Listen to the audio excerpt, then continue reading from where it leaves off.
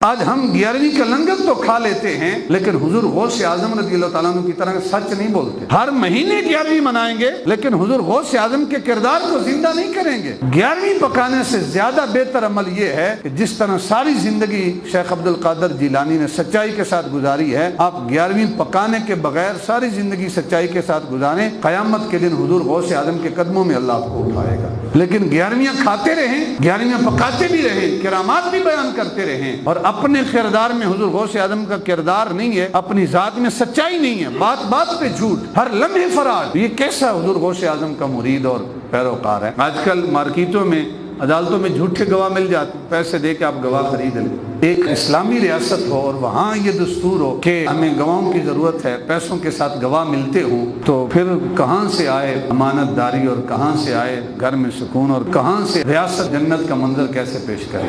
بظاہر یوں ہی محسوس ہوتا ہے کہ سچ بولنے سے کوئی آفت آ سکتی ہے، لیکن آفت آتی نہیں ہے، اللہ انسان کو آفتوں سے بچاتا ہے. تو انگریز جج نے ایک فیصلہ اس موقع پہ سنایا اور تاریخی فیصلہ تھا. اس نے کہا کہ آج مسلمان ہار گئے ہیں لیکن اسلام جیت گیا ہے. یا ایھا الذین آمنوا صلوا علیہ وسلموا تسلیما. الصلاۃ والسلام علیک یا سیدی یا رسول اللہ وعلی آلک واصحابک یا حبیب اللہ. اللہم صل وسلم علی رسولک الکریم وآلہ الطاہرین. رب اغفر وارحم وانت خیر الراحمین. اولاد ایک بہت بڑی نعمت ہے، ایک بہت بڑی دولت ہے. اتنی بڑی نعمت ہے کہ اللہ کے نبی رب کی بارگاہ سے اولاد کی نعمت اور دولت مانگتے رہے. سیدنا ابراہیم خلیل اللہ رب کی بارگاہ میں عرض کرتے رہے کہ باری تعالیٰ مجھے نیک اور صالح بیٹا عطا فرما، ایسا بیٹا جو تیرا فرما بردار ہو. تو جہاں اولاد ایک بہت بڑی نعمت ہے تو وہیں اولاد کی تربیت وہ بھی ایک ضروری امر ہے. ایک تو یہ ہے کہ جسمانی حوالے سے ہم اولاد کی پرورش کرتے ہیں، ان کے کھانے کا، ان کے لباس کا اہتمام کرتے ہیں، یہ بھی ضروری ہے. اس کے ساتھ ساتھ اولاد کی جو تربیت ہے، روحانی تربیت، وہ بھی ضروری ہے. حضرت عمران علیہ السلام کی بیوی جب امید سے ہوتی ہے تو وہ دعا مانگتی ہے، رب انی نذرت لک ما فی بطنی محررا فتقبل منی. یعنی ابھی بچہ ماں کے پیٹ میں ہے، رحم میں ہے، ولادت بھی نہیں ہوئی اور ماں کو اس وقت سے اپنے بیٹے کی تربیت کی فکر ہے. تو جہاں پرورش کی ضرورت ہے وہاں تربیت کی بھی اشد ضرورت ہے کہ ہم اپنی اولاد کی تربیت کریں. حضرت یعقوب علیہ السلام جب دنیا سے جا رہے ہیں، اپنے سارے بیٹوں کو اکٹھا کیا، پوتوں کو اکٹھا کیا اور کیا عرض کرتے ہیں، اذ قال لبنیہ ما تعبدون من بعدی. میرے بیٹو میرے بعد کس کی عبادت کرو گے؟ یعنی رب کی عبادت نہ چھوڑ دینا. اتنی فکر ہے، خود تو جا رہے ہیں لیکن اپنی اولاد کو نصیحت کر کے جا رہے ہیں کہ بیٹا کبھی بھی خالق کائنات کے سوا کسی کو الہ نہ ماننا، کسی کی عبادت نہ کرنا. آج بچوں کی تربیت کے حوالے سے صرف 3 باتیں میں آپ احباب کے گوش گزار کرنے کی جسارت کروں گا. میں سمجھتا ہوں کہ یہ 3 باتیں ایسی ہیں کہ جو بچوں کی تربیت کے حوالے سے ایک نچوڑ ہیں. اگر ان 3 باتوں پہ عمل ہو جائے یقیناً ہمارے جو بچے ہیں ان کی تربیت دوسرے بچوں سے الگ نظر آئے گی. وہ 3 باتیں کون کون سی ہیں؟ سب سے پہلی بات کہ اپنے جو بچے ہیں ان کو نماز کا پابند بنائیں، نماز کا عادی اپنے بچوں کو بنائیں. اور صرف اس حوالے سے نہیں کہ آپ کہیں کہ بچے آپ نے نماز پڑھنی ہے، بلکہ نماز میں بھی ان کا اہتمام کریں کہ وہ اہتمام کے ساتھ نماز پڑھتے ہیں. یعنی پہلے وضو کا طریقہ، استنجا کا طریقہ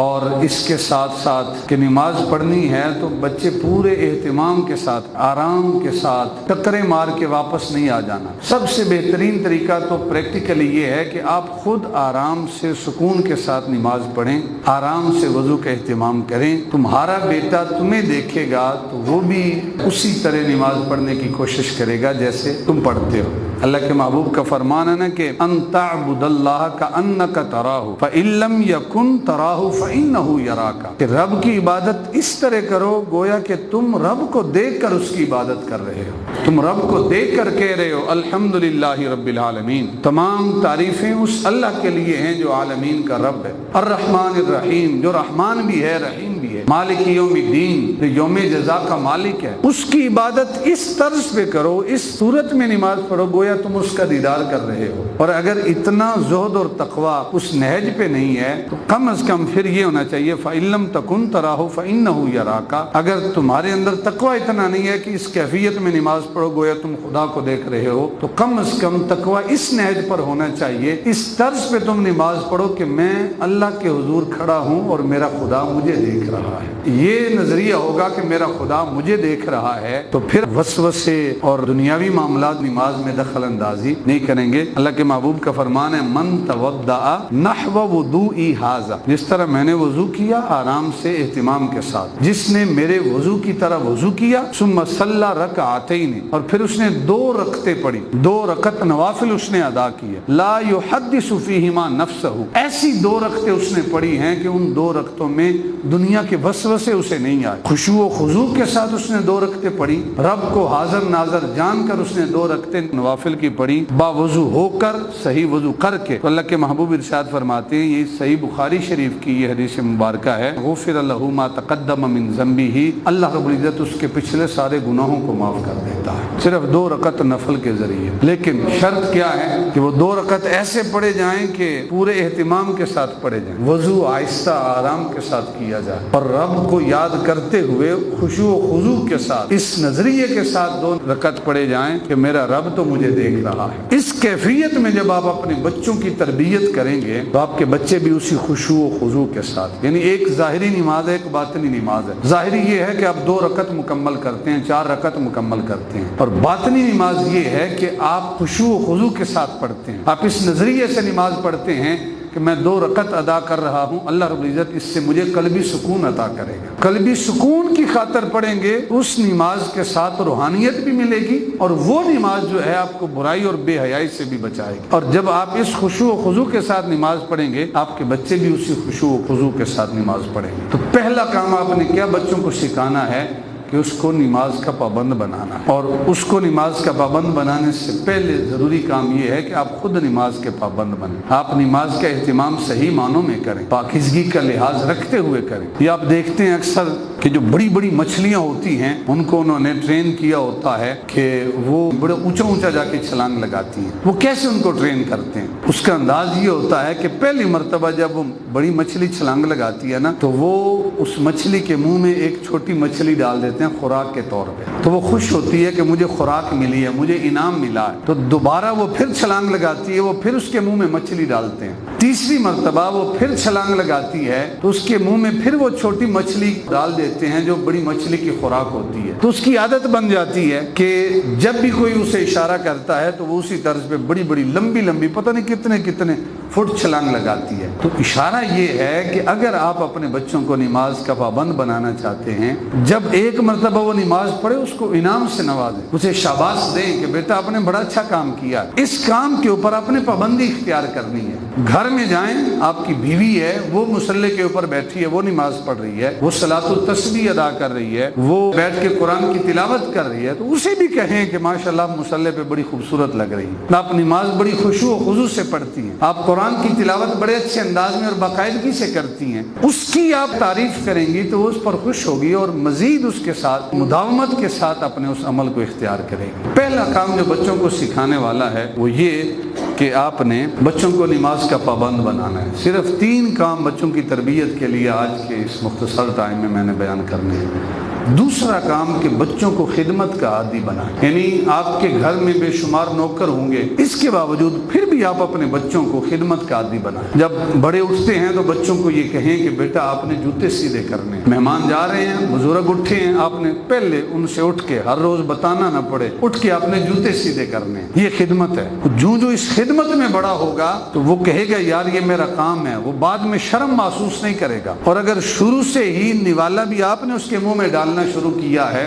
تو وہ بچہ سستی کا شکار ہوگا. وہ آخر تک یہی کہے گا کہ بھائی کوئی روٹی بھی مجھے کھلائے, میں توڑ کے اپنے منہ میں لقمہ کیوں رکھوں. دسترخوان بچھانا ہے, بڑے بھی بچھا سکتے ہیں, لیکن بچوں سے کہیں کہ وہ دسترخوان بچھائیں, اور جو صحیح بچھا رہا ہے ساتھ اس کو داد بھی دیں. ڈانٹے نہیں کہ تمہیں دسترخوان بچھانا ہی نہیں آتا, اسے نہیں پتا ہوگا. ڈالے دسترخوان تو اس سے شاباشی دیں کہ بیٹا آپ نے بڑا اچھا دسترخوان ڈالا ہے. نیکسٹ وہ اور کوشش کرے گا کہ میرے والد نے مجھے شاباشی دی ہے, میرے بھائی نے مجھے شاباش دی ہے, میں نے اگلی مرتبہ اس سے اور بہتر انداز میں کوشش کرنی ہے۔ جو دوسرا کام آپ نے کرنا ہے وہ خدمت کا جذبہ آپ نے پیدا کرنا ہے۔ یاد رکھیں کہ عبادت سے جنت ملتی ہے اور خدمت سے خدا ملتا ہے۔ یہ چیز آپ اپنے بچوں کے ذہنوں میں ڈالیں، اپنے گھر کے کام کاج میں اپنے بڑوں کا، والدین کا ہاتھ بٹھائیں۔ کچھ کام جو ہیں وہ والدین کے، کچھ بچوں کے ذمہ لگائیں کہ بیٹا میں تیرے لیے ناشتہ تیار کرتی ہوں، تو اپنے لیے بوٹ پالش کر لے، تاکہ اس کی عادت ہو جائے۔ یہ چھوٹے چھوٹے جو کام ہیں کوشش کریں کہ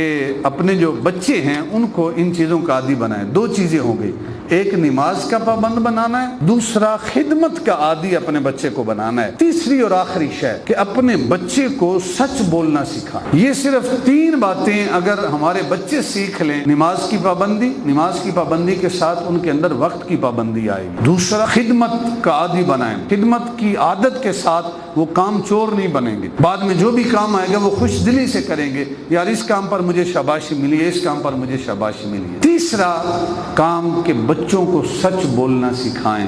سچ بولنا تھوڑا مشکل ہے، یعنی بولنے میں تو آسان ہے کہ سچ بولنا سکھائیں، لیکن ہے مشکل اس لیے ہے کہ فون آتا ہے اور والد اپنے بیٹے کو دیتا ہے اور کہتا ہے کہ بیٹا اٹھائیں کال اور کہہ دیں کہ والد صاحب گھر میں نہیں ہیں۔ تو آپ نے اپنے عمل سے اپنے بچوں کو جھوٹ بولنا سکھایا ہے، حالانکہ آپ گھر پہ ہیں، آپ نے کہا کہ بھائی والد گھر پہ نہیں ہے، تو اس نے جب آپ سے جھوٹ سیکھا ہے تو وہ آگے بھی جھوٹ ہی بولے گا، سچ کیسے بولے گا؟ سچ جو ہے یہ از حد ضروری ہے۔ بچوں سے کہیں کہ بیٹا جو کچھ ہو جائے آپ نے سچ نہیں چھوڑنا، مار سے آپ کو بچا لیں گے، مار نہیں پڑے گی، لیکن آپ نے سچ بولنا ہے۔ اگر سچ نہ بولا پھر مار پڑے گی۔ تو پھر اگر بچے نے کوئی غلطی کی بھی ہے تو وہ اس کا اقرار کرے گا کہ ہاں مجھ سے یہ غلطی سرزد ہوئی ہے، اس لیے کہ اسے یقین ہوگا کہ میں نے سچ بولنا ہے تب میں نے بچنا ہے۔ بہترین طریقہ یہ ہے کہ آپ خود سچ کی عادت ڈال لیں، آپ کا بیٹا، آپ کی اولاد آپ سے دیکھ کر وہ سچ کی تربیت حاصل کرے گا۔ ہمارے ہاں جھوٹ کی ایک ڈیفینیشن بہانہ بنا لیا گیا کہ وہ میں نے بہانہ کر دیا، یا جو انگلش میں ایک لفظ استعمال ہوتا ہے کہ اسٹیٹمنٹ چینج کر دیا ہم نے، یعنی اپنا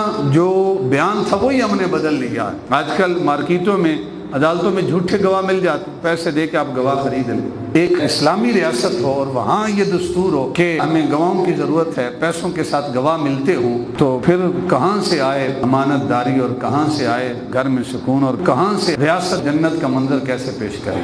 سیدنا عمر فاروق رضی اللہ تعالیٰ عنہ کے دور میں ایک عیسائی بادشاہ تھا اور اسلام دشمن بادشاہ تھا۔ وہ قیدی بن کے امیر المومنین سیدنا عمر فاروق رضی اللہ تعالیٰ عنہ کی بارگاہ میں پہنچا۔ مسلمانوں کو اس بادشاہ نے اتنی تکلیفیں دی تھیں کہ امیر المومنین نے فوراً حکم دیا جلاد کو اس کا سر قلم کر دو۔ جلاد اس کے سر پہ کھڑا ہے تو بادشاہ کہتا ہے کہ امیر المومنین، اے مسلمانوں کے امام، مسلمان اتنے سخت بھی نہیں ہوتے، تھوڑے رحم دل تو ہوتے ہیں، کم از کم مجھ سے آخری خواہش تو پوچھ لو کہ میری زندگی کی کوئی آخری خواہش بھی ہے یا نہیں ہے۔ تو امیر المومنین نے پوچھا اچھا بتاؤ تمہاری آخری خواہش کیا ہے؟ وہ بادشاہ کہتا ہے کہ میری آخری ایک ہی خواہش ہے۔ کہا وہ خواہش کیا ہے؟ کہا مجھے ایک پانی کا گلاس پلا دو، ایک گلاس پانی کا مجھے پلا دو، پیاس شدید لگی ہے۔ امیر المومنین نے فرمایا کہ اسے پانی پیش کیا جائے۔ جب اس بادشاہ نے وہ پانی کا گلاس اپنے ہاتھ میں پکڑا اور ہاتھ میں پکڑ کر پینے کی بجائے وہ بیٹھ گیا، تو سیدنا عمر فاروق فرماتے ہیں کہ بھئی تو نے پانی کا گلاس مانگا ہے، وہ تجھے دے دیا گیا ہے، اب پانی پیتا کیوں نہیں؟ کہا جلاد میرے سر پہ کھڑا ہے، میں کیسے پانی پی سکتا ہوں اس کے ڈر کے مارے، وہ تلوار لے کر کھڑا ہے، میرا سر تن سے جدا کرے گا، مجھے تو ڈر ہے کہیں ایسا نہ ہو کہ میں پانی ادھر پینا شروع کروں، وہ تلوار چلائے اور میرا سر تن سے جدا کر دے۔ جب امیر المومنین عمر فاروق رضی اللہ تعالیٰ عنہ نے سنا تو آپ نے فرمایا کہ جب تک تو یہ پانی کا گلاس نہیں نہ پیے گا اس وقت تک میں جلاد کو حکم نہیں دوں گا کہ وہ تیرا سر قلم کر دے۔ جب تک تو یہ گلاس پانی کا نہیں پیے گا اس وقت تک جلاد کو حکم نہیں ہوگا کہ تیرا سر تن سے جدا کرے، اس لیے تو آرام سے آہستہ سکون کے ساتھ پانی کا گلاس پی لے۔ اس نے کہا کہ اے امیر المومنین، اے عمر فاروق، کیا یہ بات حق ہے کہ جب تک میں یہ گلاس کا پانی نہیں پیوں گا اس وقت تک میرا سر تن سے جدا نہیں کیا جائے گا؟ امیر المومنین نے فرمایا ہاں یہ وعدہ ہے، قول ہے ہمارا آپ کے ساتھ۔ اس نے کیا کیا؟ اس نے وہ پانی کا گلاس لیا، پینے کی بجائے اس کو نیچے زمین پہ انڈیل دیا، پیا نہیں ہے۔ امیر المومنین بھی حیران، باقی مسلمان جو ہیں حضور کے صحابہ وہ بھی حیران کہ اس نے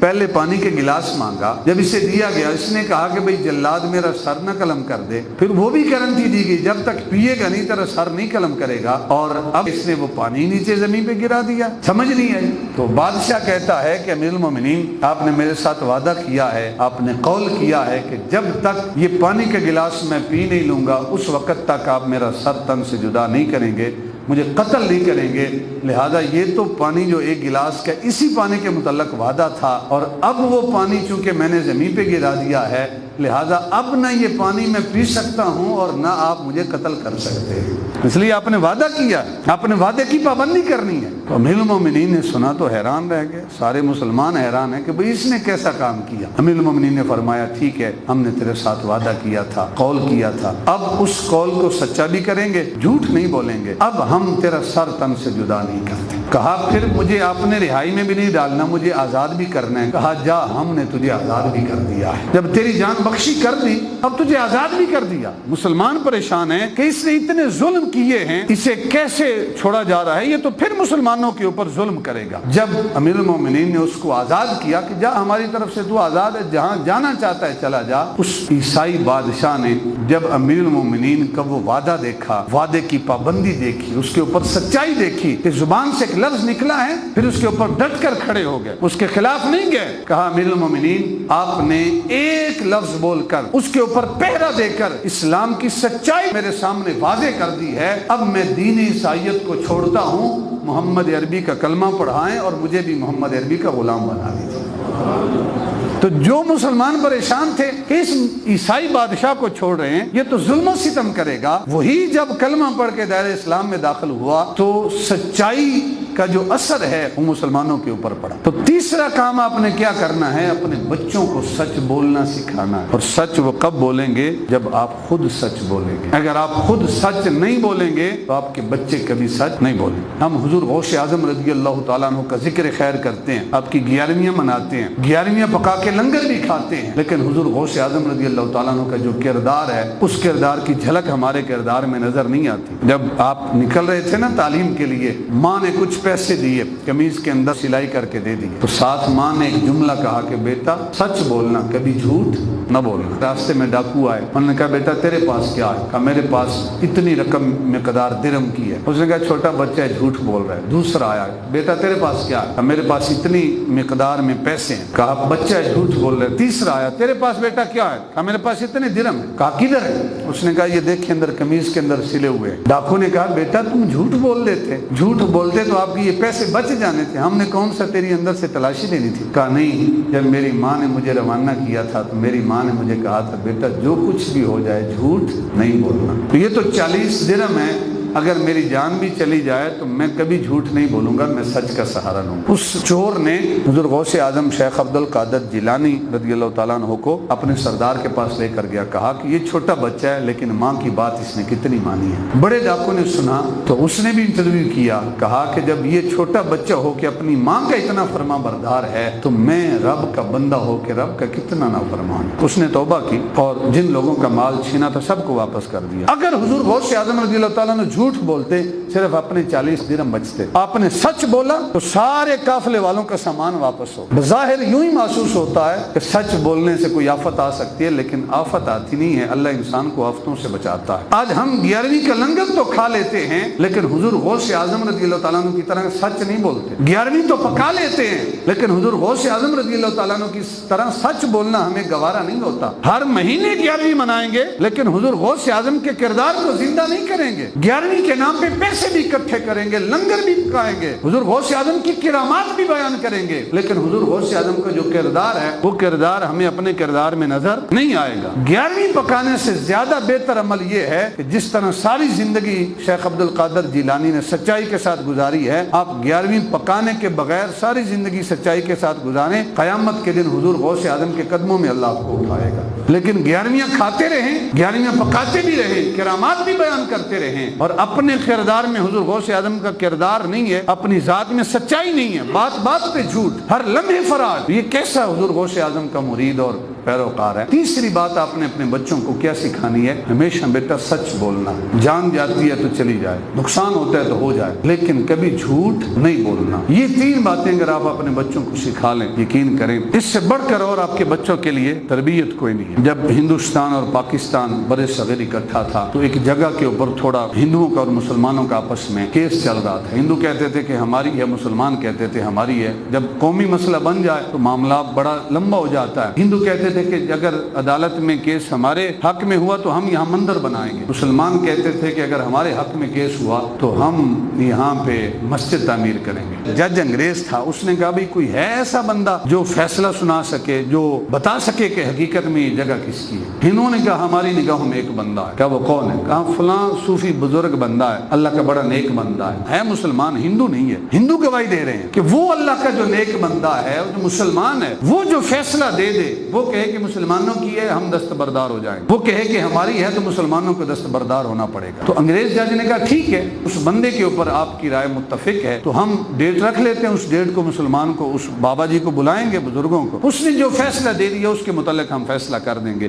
تو مسلمان بڑے خوش تھے کہ مسلمان نے فیصلہ دینا ہے، لہذا مسجد بنے گی، مسلمانوں کے حق میں فیصلہ ہوگا۔ ہندو پریشان تھے، انہوں نے کہا بھئی مسلمان سے ہی فیصلہ کروانا تھا۔ جب موجودہ تاریخ آئی، انگریز جج نے بزرگوں سے پوچھا کہ آپ بتائیں یہ جگہ ہندوؤں کی ہے یا مسلمانوں کی ہے؟ اس لیے کہ یہاں اگر ہندو کے حق میں فیصلہ ہوتا ہے تو وہ یہاں مندر بنائیں گے، مسلمانوں کے حق میں اگر آپ گواہی دیں گے تو پھر یہاں مسجد بنے گی۔ اس مسلمان نے فیصلہ دیا کہ یہ جو جگہ ہے جس پر کیس چل رہا ہے یہ مسلمانوں کی نہیں ہے، یہ ہندوؤں کی ہے۔ حقیقت میں یہ کس کی ہے؟ ہندوؤں کی۔ بندہ مسلمان ہے، گواہی ہندوؤں کے حق میں دے رہا، انگریز جج ہے، کہا یہ ہندوؤں کی جگہ ہے۔ ہندو بڑے خوش۔ انگریز نے کہا تو بھئی اگر ہندوؤں کی ہے تو وہ اس پہ مندر بنائیں گے، آپ کیسے کہہ رہے ہیں کہ یہ ہندوؤں کی ہے؟ کہا جب ہندوؤں کی جگہ ہے، چاہے مندر بنائیں، چاہے گرجا گھر بنائیں، چاہے جو مرضی بنانا چاہیں، جب جگہ ان کی ہے۔ تو انگریز جج نے ایک فیصلہ اس موقع پہ سنایا اور تاریخی فیصلہ تھا۔ اس نے کہا کہ آج مسلمان ہار گئے ہیں لیکن اسلام جیت گیا ہے۔ مسلمان ہار گئے ہیں لیکن اسلام جیت گیا ہے، اسلام جیت گیا ہے، اسلام سچا مذہب ہے۔ اس لیے کہ بزرگوں نے جو فیصلہ دیا ہے، جو گواہی دی ہے، اپنی برادری کی سائیڈ نہیں لی، اپنے قوم کی سائیڈ نہیں لی، حق پر مبنی فیصلہ دیا ہے، لہذا آج مسلمان تو ہار گئے لیکن اسلام آج جیت گیا ہے۔ جو ہندو جن کے حق میں فیصلہ ہوا تھا وہ سامنے کھڑے ہوتے ہیں اور کہتے ہیں اے انگریز اگر تیری نظروں میں اسلام جیتا ہے اور اسلام سچا مذہب ہے تو آج ہم بھی اعلان کرتے ہیں ہم اپنا ہندو مذہب چھوڑ کے سارے دائرہ اسلام میں داخل ہوتے ہیں، اور اب یہاں ہندوؤں کا مندر نہیں بنے گا، ہم مل کر یہاں مسلمانوں کی مسجد تعمیر کریں گے۔ یہ ہے سچ کی طاقت۔ آپ اپنے بچوں کو یہ تین باتیں سکھائیں، بیٹا سچ بولنا ہے، نماز کا پابند بنائیں اور خدمت کا عادی بنائیں۔ یہ تین باتیں آپ اپنے بچوں کو سکھا دیں، یقین کریں اس سے بڑھ کر بچوں کے لیے اور